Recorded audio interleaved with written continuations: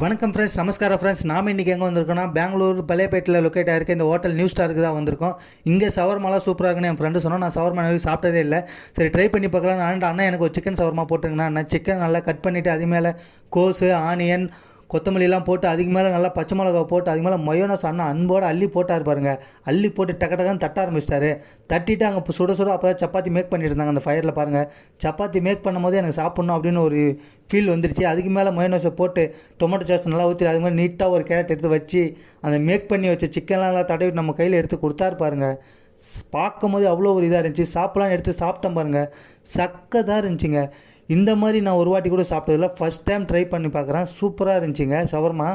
அது பாருங்கள், அந்த ஷவர்மா நல்லா பாருங்கள், அந்த மயோனஸ்லாம் ஒழுவி வரும்போது சாப்பிடும் போது அவ்வளோ ஒரு ஜூஸியாக டென்டரியாக இருந்துச்சுங்க. நீங்கள் பெங்களூர் இருக்கீங்களா, மறக்காமல் ஒரு வாட்டி இந்த ஹோட்டலுக்கு வந்து விசிட் பண்ணுங்கள். நம்ம சேனலை ஃபஸ்ட் டைம் பார்க்குறீங்களா, மறக்காமல் சப்ஸ்கிரைப் பண்ணிடுங்க ஃப்ரெண்ட்ஸ்.